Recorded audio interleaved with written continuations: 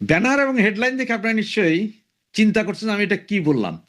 শেখ হাসিনা ছাড়া 1, 2, 3 সব বাদ। এটা কেন বলছি আর 1, 2, 3 বলতে আসলে কি বুঝাচ্ছি সেটাই আপনাদেরকে একটু এক্সপ্লেইন করলে হয়তো বুঝতে পারবেন। দেখেন, এই মুহূর্তে আমাদের এই দলকে যদি আবার সে আগের পজিশনে নিতে হয়, তাহলে আমাদের নেত্রী, জননেত্রী শেখ হাসিনা ছাড়া দ্বিতীয় কোনো বিকল্প নেই। এইটা যারা চিন্তা করে বা যারা স্বপ্নেও দেখে, তারা স্বপ্নেই বিভোর থাকবে, কোনো কাজ হবে না। নেত্রী নেত্রীর জায়গায় থাকবে, নেত্রীর জায়গায় দ্বিতীয় কেউ আসবে না।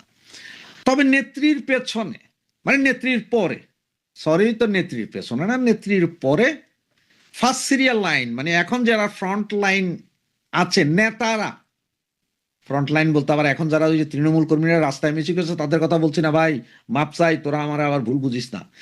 নেতারা, যেই সমস্ত নেতারা এতদিন গত 17 বছর যারা ফ্রন্ট লাইন, মানে নাম্বার 1, 2, 3, 4, 5, 6 এভাবে করে যারা ছিল, যে কেন্দ্রীয় কমিটির বিশাল বিশাল ছবি সর্বস্ব নেতারা ছিলেন, তারা, তাদের পরের যে চ্যাপ্টারটা আছে তারা, তাদের পরের যে চ্যাপ্টারটা আছে তারা, এগুলো সবগুলোরে একটু আউট করেন। তো এইভাবে যদি না বুঝছেন আপনারা, তাহলে আরো পরিষ্কার করে বলছি, ধরেন একটা সংগঠনে আপনার সভাপতি আছে, সভাপতির পরে কে আছে? সভাপতির পরে সহসভাপতি আছে, সহসভাপতির পরে কে আছে? সেক্রেটারি আছে। যে first, second and third line, এই 3 লাইন টোটালি আউট করেন। আউট করে এইবার এদের আউট করে কি করবেন? এদের আউট করে কি একদম ফালাই দিব, বঙ্গোপসাগরের ভাষা দিব? না না না না না, ওইটা বলছি না। এদের আউট করে সবাইরে প্রয়োজন উপদেষ্টা পরিষদে নেন, বা সাইড দিয়ে আরেকটা কিছু করে ওইটাতে বসান, কিন্তু মেইন স্ট্রিম থেকে এদেরকে একটু আউট করেন। আউট করে নতুন কিছু ইয়াং পোলা পাইন আনেন। যেমন আমি এর আগের ভিডিওতে বলেছিলাম, ছাত্রলীগের 25-এর ভেতরে যারা আছে, 27-এ যায় না, 25-এর ভেতরে পোলা পাইন ছাত্রলীগ দেন। যুবলীগ 40-এর উপরে কাউরে যাওয়ার দরকার নেই, 40-এর উপরে যুবলীগও হবে না, আনেন তাদের।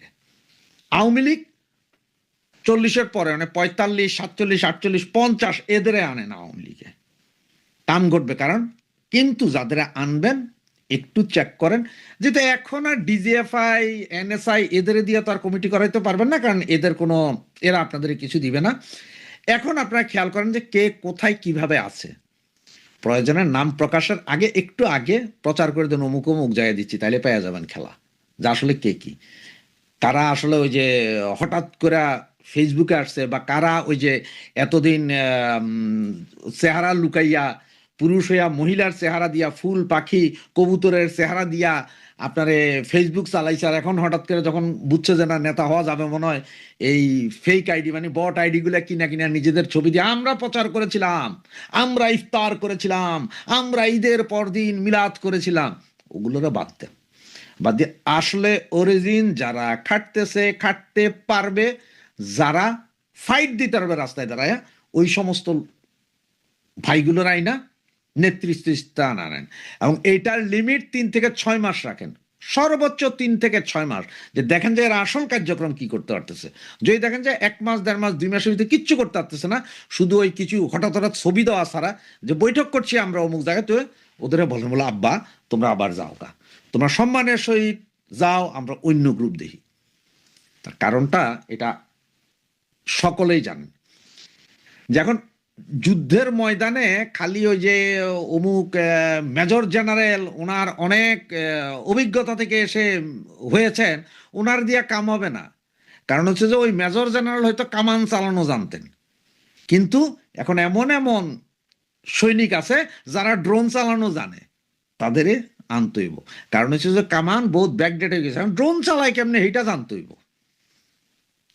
একটা ড্রোন চালানোর মতন সৈনিকও যদি ড্রোন চালাতে চান, তারাই না বসান, সে চালাই দিবে।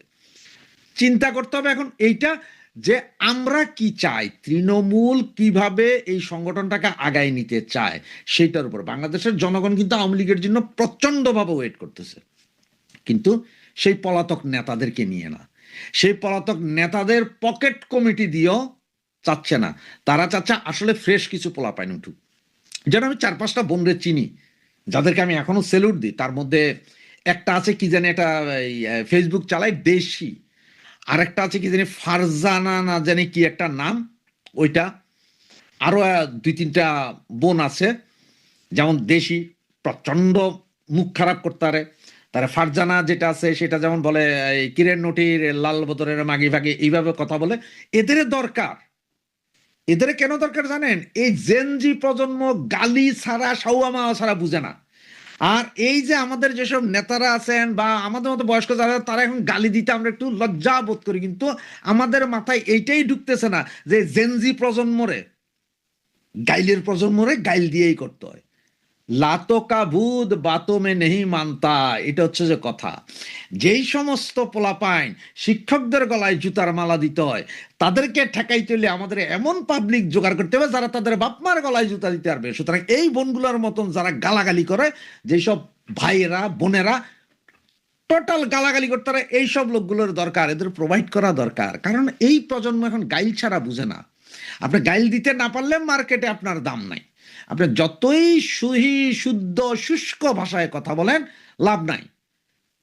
ওই যে দেখেন না পিনাকি গাইল দেয়, ওটা ভালো লাগে, মানুষে খায়। গাইলবাজ দরকার এখন আমাদের, গলাবাজের দরকার নেই, অরিজিন গাইলবাজ ফাইটারের দরকার। এই বনগুলো থেকে শিক্ষা নেন, অরিজিন ফাইটার দরকার, যারা সাহস করে আইসা ইফতার পার্টির নামে 5 স্টার হোটেলে বসে না খাইয়া যারা রাস্তায় মিছিল করছিল, যারা ইফতার নিয়ে দিছিল, এই লোকগুলোর দরকার। যেই সমস্ত ভাইগুলা জীবনের মায়া থাকার পরেও বাপ মা ভাই বোন ছাইরা নিজ এলাকায় না থাকা পার্শ্ববর্তী এলাকায় থাকছে, আবার যে কোনো সময় দরকার হয়েছে মিছিল মিটিং করতে আসছে, তাদেরকে দরকার। তাদেরকে তুলে আনতে হবে, তাদেরকে খুঁজে আনতে হবে। কিভাবে খুঁজে আনবেন, কিভাবে আনবেন সেটা আপনাদের ব্যাপার।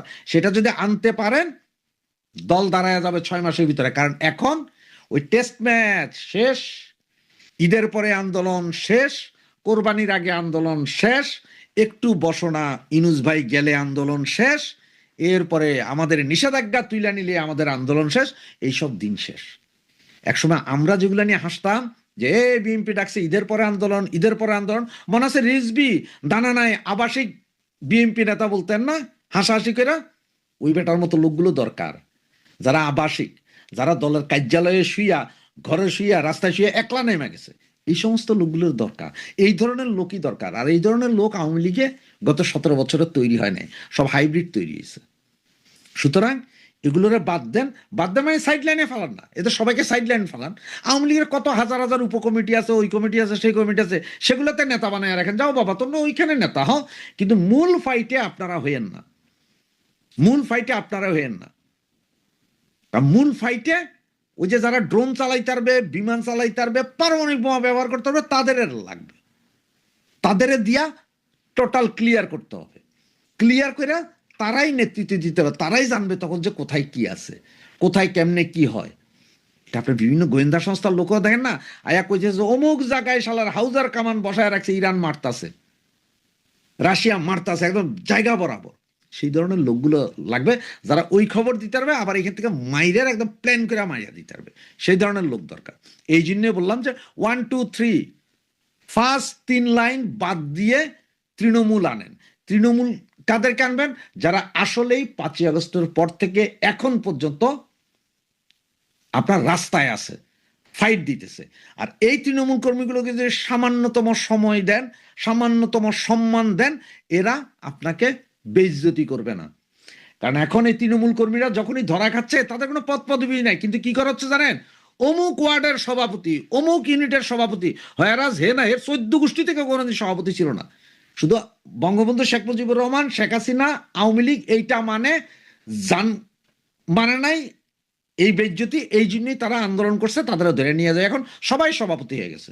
তো তাদের যখন ধৈর্য নিয়েই যখন সভাপতি করে দেওয়া হচ্ছে, তো এখন আমরা করে দিতে অসুবিধা কোথায়? এই জন্যই মাননীয় নেত্রী, যদি আমার ভিডিওটা আপনার কাছে যায়, আমি জানি যে এর আগে অনেক ভিডিও আমার কাছে গেছে, আপনার কাছে গেছে, এই ভিডিওটাও যদি যায়, প্লিজ আমি বলবো এই জায়গাটা একটু সিদ্ধান্ত নিন। কারণ হচ্ছে যে এখন আর বুড়ো মানুষ, ওই যে পুরান চাল ভাতে বাড়ে একটা কথা আছে, ওগুলো এখন আর হয় না। কারণ এখন আর পৃথিবীতে পুরান চাল ভাতে বাড়ে না, এখন ভাত যদ্দূর আছে তদ্দূরই হয়। আসলে ভাতে বাড়ে না, ভাতে পানি দিতে হয়। আর সেই পানিটা হচ্ছে যে আমাদের এই তৃণমূল। এই তৃণমূলের যদি আইনা জায়গা মতন বসানো যায়, অনেক কিছুই ভালো হবে।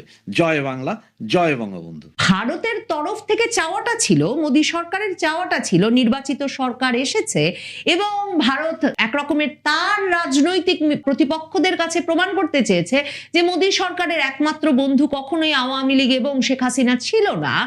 তাদের বন্ধুত্ব এমনকি বিএনপি বেগম খালেদা জিয়ার সঙ্গেও ছিল এবং সে কারণেই তারেক রহমান সরকার আসা মানে ভারতের মোদী সরকারের মিত্র একটি সরকার আসা।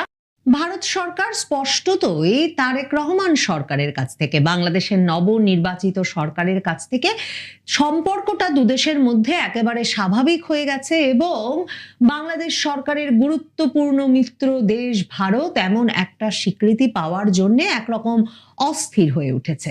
বাংলাদেশে কি করে এই পরিস্থিতি হতে পারলো যে ভারত বিরোধিতা যখন তীব্র এবং তুঙ্গে, তখন পাকিস্তান আর চীন বাংলাদেশের সবচেয়ে ঘনিষ্ঠ মিত্র হয়ে উঠল। এই বিষয়গুলো নিয়ে মোদী সরকারকে এমনতর অস্বস্তির ভেতর দিয়ে 2024-এর 5ই আগস্টের পর থেকে যেতে হয়েছে যে নরেন্দ্র মোদী সরকার তার পররাষ্ট্র মন্ত্রণালয়ের বিভিন্ন পর্যায়ের কর্মকর্তারা যতই ব্যাখ্যা করে করে বলেছেন যে তারা কিছুতেই ভারত সরকারের নীতি অনুযায়ী যেহেতু কোনো অনির্বাচিত সরকারের সঙ্গে সম্পর্ক তৈরি করেন না, তাই ইউনূস সরকারের সঙ্গে তাদের আর যোগাযোগের কোনো চ্যানেল নেই, তারা কোনো যোগাযোগ করতে আগ্রহী নন। বাংলাদেশে একটা নির্বাচনের মাধ্যমে নির্বাচিত সরকার এলে তবে ভারত আবারও সম্পর্ক পুনঃপ্রতিষ্ঠা করবে। কাজেই ভারতের জন্য 12ই ফেব্রুয়ারির নির্বাচন গুরুত্বপূর্ণ ছিল এবং ভারতের জন্য গুরুত্বপূর্ণ ছিল তাই তারেক রহমানকে প্রধানমন্ত্রী নির্বাচনের পথ পরিষ্কার করা, যে কারণে এটা স্পষ্টতই মনে করা হয় যে এই যে তারেক রহমান তার মা যখন রোগশয্যায় কাতর, সেই নভেম্বরের শেষেও তিনি যখন সাধারণ মানুষের উদ্দেশ্যে ফেসবুকে স্ট্যাটাস দিয়ে লিখছেন যে তার দেশে ফেরার বিষয়টি তার ইচ্ছাধীন নয় এবং এখনো তিনি জানেন না কবে বাধা অপসারিত হবে, আর 15 দিনের মধ্যেই যে বাধা অপসারিত হলো আর তারেক রহমান বিরাট সম্বর্ধনা নিয়ে বাংলাদেশে ফিরে এলেন, তার পেছনে যে ভারত সরকার, মার্কিন যুক্তরাষ্ট্র সরকার, বাংলাদেশের সেনাবাহিনীর গুরুত্বপূর্ণ ভূমিকা ছিল, সেটা বুঝতে কোনো পর্যবেক্ষক বা বিশ্লেষকের অসুবিধা হয় না। কিন্তু তারেক রহমান শেষ পর্যন্ত যখন প্রধানমন্ত্রী নির্বাচিত হলেন, যেই প্রধানমন্ত্রী নির্বাচনের আগেই ভারত তার পাশে আছে এই সুস্পষ্ট বার্তা দিতে বেগম খালেদা জিয়ার মৃত্যুর পর এস জয়শঙ্কর ভারতের পররাষ্ট্রমন্ত্রী শোক জানাতে বাংলাদেশ চলে এসেছিলেন, কিন্তু সে সময় তিনি তারেক রহমানের সঙ্গে সাক্ষাৎ করলেও অন্তর্বর্তীকালীন সরকারের প্রধান উপদেষ্টা ডক্টর ইউনূসের সঙ্গে সাক্ষাৎ করতে রাজি হন নাই, যে কারণে তারেক রহমানের মা বেগম খালেদা জিয়ার মৃত্যুর পর নরেন্দ্র মোদী যেমন তাকে ব্যক্তিগত চিঠি লেখেন, ভারতের প্রতিরক্ষা মন্ত্রী যেমন বাংলাদেশ হাইকমিশনে গিয়ে শোক বার্তা লিখে আসেন, তেমনি ভারতের পার্লামেন্টে শোক প্রস্তাব গৃহীত হয় বেগম খালেদা জিয়াকে ভারতে বাংলাদেশ মৈত্রীর এক অনন্য প্রতীক হিসেবে চিহ্নিত করে। এবং তারেক রহমান নির্বাচিত হচ্ছেন এ খবর মোটামুটি নিশ্চিত হওয়ার পরপরই প্রধানমন্ত্রী মোদী উচ্ছ্বসিত হয়ে এক্স হ্যান্ডেলে বার্তা দেন। প্রধানমন্ত্রী মোদী রীতিমতো ব্যক্তিগত ফোন করে তারেক রহমানকে নবনির্বাচিত প্রধানমন্ত্রী হিসেবে অভিনন্দন জানান। এরপর তিনি ভারতের তরফে প্রধানমন্ত্রী তারেক রহমানের শপথ গ্রহণ অনুষ্ঠানে ভারতের স্পিকার ওম বিড়লাকে পাঠান এমন একটা ব্যক্তিগত চিঠি দিয়ে, যেখানে ভারতের প্রধানমন্ত্রী তারেক রহমানের উদ্দেশ্যে চিঠিতে বলেন যে তিনি যেন খুব শিগগিরই ভারত সফরে এসে প্রধানমন্ত্রী মোদীর আমন্ত্রণ গ্রহণ করেন এবং তিনি যেন সঙ্গে করে তার স্ত্রী ডাক্তার জুবাইদা রহমান এবং কন্যা জাইমা রহমানকে নিয়ে এসে ভারতের প্রধানমন্ত্রীকে এই আতিথ্য দানের সুযোগ করে দেন। মানে ভারতের তরফ থেকে চাওয়াটা ছিল, মোদী সরকারের চাওয়াটা ছিল, নির্বাচিত সরকার এসেছে এবং ভারত একরকমের তার রাজনৈতিক প্রতিপক্ষদের কাছে প্রমাণ করতে চেয়েছে যে মোদী সরকারের একমাত্র বন্ধু কখনোই আওয়ামী লীগ এবং শেখ হাসিনা ছিল না। তাদের বন্ধুত্ব এমনকি বিএনপি বেগম খালেদা জিয়ার সঙ্গেও ছিল, এবং সে কারণেই তারেক রহমান সরকার আসা মানে ভারতের মোদী সরকারের মিত্র একটি সরকার আসা, এবং তারেক রহমান নিশ্চয়ই খুব দ্রুত ভারতে আতিথ্য গ্রহণ করবেন, পাকিস্তান চীনের সঙ্গে সুস্পষ্ট দূরত্ব তৈরি করবেন, এবং ভারত যে মার্কিন যুক্তরাষ্ট্রের বয়ান এবং পরামর্শ এবং কৌশলগত অবস্থান অনুযায়ী ইন্দো প্রশান্ত মহাসাগরীয় অঞ্চলে, এই অঞ্চলে মার্কিন যুক্তরাষ্ট্রের শীর্ষস্থানীয় নিরাপত্তা সহযোগী, এবং যে কারণে ভারতের ওপরে এই দেশগুলোর সঙ্গে সম্পর্ক রক্ষার দায়িত্ব দিয়ে রেখেছে মার্কিন যুক্তরাষ্ট্র, সেই নেতৃত্বটা আবারও ভারত প্রতিষ্ঠা করতে পারবে।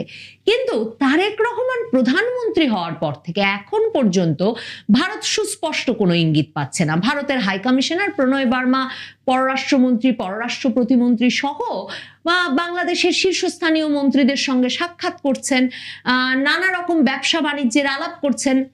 ভারত থেকে বাংলাদেশ যতটা ডিজেল আমদানি করত তার চেয়ে দ্বিগুণ ডিজেলের সরবরাহের চাহিদা এরই মধ্যে বাংলাদেশ জানিয়েছে ভারতকে।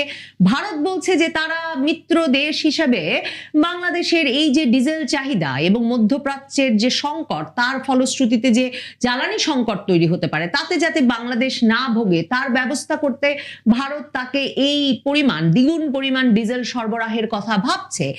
এসব ব্যবসা বাণিজ্যের ব্যবস্থা প্রণয় বার্মা আলাপ আলোচনা করে করতে পেরেছেন বটে, কিন্তু এখন পর্যন্ত বাংলাদেশ এবং ভারতের যে ভিসা সমস্যার সংকটের সমাধান সেটাও তিনি করে উঠতে পারেন নাই। মানে যে 16টা ভিসা সেন্টার চালু ছিল 2024-এর 5ই আগস্টের আগে, এখন পর্যন্ত মাত্র 5টা চালু করা গেছে। এবং এই ঈদের আগেও ভারতের হাই কমিশনার প্রণয় বার্মা বলেছেন যে শুধুমাত্র ভিসা সেন্টার, ট্যুরিস্ট ভিসা চালু করতে যে পরিমাণ জনবলের নিরাপত্তা বাংলাদেশ সরকারকে দিতে হবে, হাই কমিশন, ভারতের ভিসা সেন্টারগুলোর হাই কমিশনগুলোর যে অবকাঠামোগত নিরাপত্তা দিতে হবে, সেগুলো নিয়ে সরকারের সঙ্গে এখনো আলাপ চলছে। দেখেন, মনে হয় যে ভারত ভিসা দিচ্ছে না, কিন্তু ভারতকে তার জনবল এবং অবকাঠামোর নিরাপত্তা নিশ্চিত করতে সরকারের কাছ থেকে যে আশ্বাস পেতে হবে, যে নিরাপত্তা পেতে হবে, সেটা তার মানে ইউনূস সরকারের আমলে যেমন ভারত সরকার পায় নাই, এখনো তারেক রহমান সরকারের মাসখানেক পার হওয়ার পরেও, মাসের কিছু বেশি সময় পার হওয়ার পরেও সেটা এখন পর্যন্ত ভারত নিশ্চিত করতে পারে নাই। এই অবস্থায় ভারতের পররাষ্ট্রমন্ত্রী এস জয়শঙ্কর দিল্লিতে বাংলাদেশের হাই কমিশনার রিয়াজ হামিদুল্লাহর সঙ্গে সাক্ষাৎ করেছেন। দুজন গুরুত্বপূর্ণ শীর্ষস্থানীয় মন্ত্রীর দেখা পেয়েছেন বাংলাদেশের হাই কমিশনার রিয়াজ হামিদুল্লাহ দিল্লিতে। পররাষ্ট্রমন্ত্রী এস জয়শঙ্কর এবং শিল্প ও বাণিজ্য মন্ত্রী পীযূষ গোয়েল দেখা করেছেন রিয়াজ হামিদুল্লাহর সঙ্গে। ভারত সরকার কতটা উদ্গ্রীব হয়ে উঠেছে বাংলাদেশের সঙ্গে দ্বিপাক্ষিক সম্পর্ক উন্নয়নে এবং আরো বেশি ব্যবসা বাণিজ্যের প্রসারে, যে রিয়াজ হামিদুল্লাহকে ভারত সরকার এই সাক্ষাৎ দিলেন যখন, মানে এই দুই মন্ত্রী যে সাক্ষাৎ দিলেন, তারও কিন্তু 1 বছর আগে অন্তর্বর্তীকালীন সরকারের সময় রিয়াজ হামিদুল্লাহ দিল্লিতে নিযুক্ত হয়েছেন বাংলাদেশের হাই কমিশনার হিসেবে। কিন্তু এই বাংলাদেশি রাষ্ট্রদূতের সঙ্গে মন্ত্রী পর্যায়ের কেউ ভারতে এই 1 বছর প্রায় সময় ধরে কিন্তু সাক্ষাৎ করেন নাই।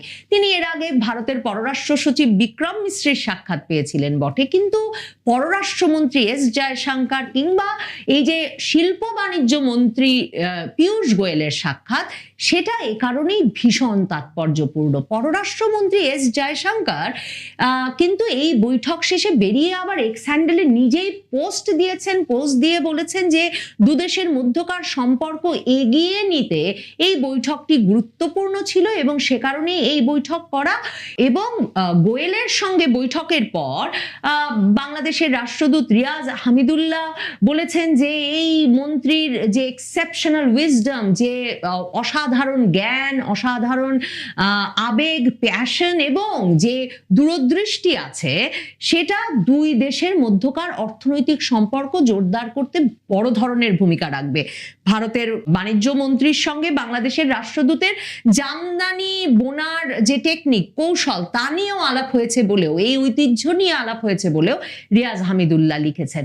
দুই দেশের মধ্যকার আলাপটা কি নিয়ে এ বিষয়ে যখন ভারতের সংবাদ মাধ্যমে কিন্তু ব্যাপক আলোড়ন তৈরি হয়েছে, এই রাষ্ট্রদূতের সঙ্গে ভারতের দুই শীর্ষ মন্ত্রীর বৈঠক নিয়েই একটা বড় আলোড়ন ভারতের সংবাদ মাধ্যমে। কারণ ভারতের সংবাদ মাধ্যম, ভারতের সুশীল সমাজ, ভারতের রাজনৈতিক পক্ষগুলো অধীর আগ্রহে এই ভারত বাংলাদেশ সম্পর্ক আবার স্বাভাবিক হচ্ছে, সক্রিয় হচ্ছে, সে কারণে অপেক্ষা করছে এবং তাই যে কোনো ইঙ্গিতকে তারা গুরুত্বের সঙ্গে কাভার করছে, গুরুত্বের সঙ্গে আলোচনা করছে। ভারতের সংবাদ মাধ্যম বলছে যে মন্ত্রীদের সঙ্গে যে আলাপ, বিশেষ করে পররাষ্ট্রমন্ত্রী এস জয়শঙ্করের সঙ্গে আলাপটার একটা গুরুত্বপূর্ণ ফ্যাক্টর ছিল, গুরুত্বপূর্ণ বিষয়, আলোচ্য বিষয় ছিল এই যে পররাষ্ট্রমন্ত্রী খলিলুর রহমান বাংলাদেশের, তিনি ভারত সফরে কবে আসবেন এবং ভারতের পক্ষ থেকে আবারও আগ্রহ প্রকাশ করে বলা হয়েছে যে তিনি যেন এপ্রিলের মাঝামাঝি যখন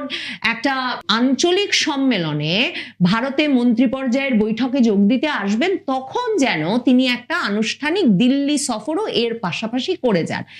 ভারতের পররাষ্ট্রমন্ত্রী এস জয়শঙ্কর এই যে বাংলাদেশের পররাষ্ট্রমন্ত্রীর প্রথম একটা গুরুত্বপূর্ণ দ্বিপাক্ষিক সফর ভারতে করাতে এবং খুব শিগগিরই এটা আয়োজনে গুরুত্বের সঙ্গে কাজ করছেন, বাংলাদেশের রাষ্ট্রদূতকে নিয়ে এসেও এই আলাপ করছেন। তার একটা কারণ, যখন এই প্রতিবেশী দেশ বাংলাদেশের নবনিযুক্ত প্রধানমন্ত্রীর প্রথম সফরটি মনে হচ্ছে না মোদিজির এমন আন্তরিক চিঠি পাওয়া সত্ত্বেও তারেক রহমান ভারতে করতে যাচ্ছেন, তখন ভারত অন্তত চাইছে বাংলাদেশের পররাষ্ট্রমন্ত্রী খলিলুর রহমানের প্রথম সফরটা ভারতে হোক এবং মোদী সরকার এই ইঙ্গিত ভারতের রাজনৈতিক পক্ষগুলোকে দিতে পারুক যে বাংলাদেশ ভারত সম্পর্ক, মৈত্রীর সম্পর্ক আবারও সক্রিয় হয়েছে এবং বাংলাদেশে ভারত বৈরী কোনো সরকার আর নাই, ভারতের সঙ্গে সক্রিয় কার্যকরী সম্পর্ক রাখতে আগ্রহী এমন একটা সরকার প্রতিষ্ঠায়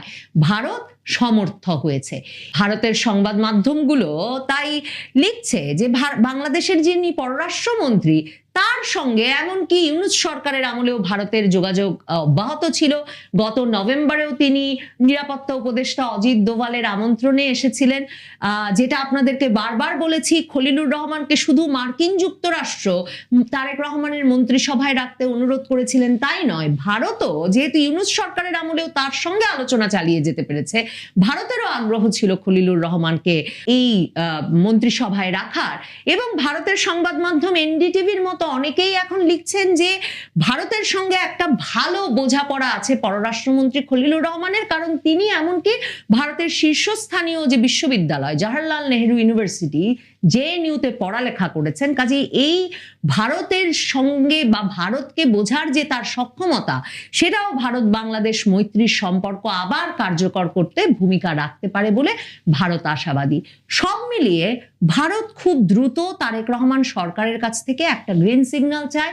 ভারত কিছুটা অস্থির, কারণ তারেক রহমানকে যে সহযোগিতা, যে সমর্থন দিয়ে তারা একটা বৈরী পরিবেশে নির্বাচিত হতে সহায়তা করে তার দেশে ফেরাকে এক রকমের ফ্যাসিলিটেট করে তাকে প্রধানমন্ত্রী পদে অধিষ্ঠিত করতে ভূমিকা রেখেছে, তারেক রহমান নির্বাচিত হওয়ার পর প্রধানমন্ত্রী পদে বসবার পর সে স্বীকৃতি এখন পর্যন্ত ভারত সরকার, ভারতের পররাষ্ট্র মন্ত্রণালয়, ভারতের কূটনীতিকরা কিংবা ভারতের প্রধানমন্ত্রী নরেন্দ্র মোদী পাননি বটে। কাজেই ভারত সরকার সেই গ্রিন সিগন্যালটা খুব দ্রুত নিশ্চিত করতেই দিল্লিতে বাংলাদেশের রাষ্ট্রদূতকে ডেকে পাঠিয়ে পররাষ্ট্র মন্ত্রণালয়ে পররাষ্ট্রমন্ত্রী সাক্ষাৎ দিয়েছেন এবং বাংলাদেশের পররাষ্ট্রমন্ত্রীর সফরটা খুব দ্রুত নিশ্চিত করতে একটা সুস্পষ্ট বার্তা দিয়েছেন বটে।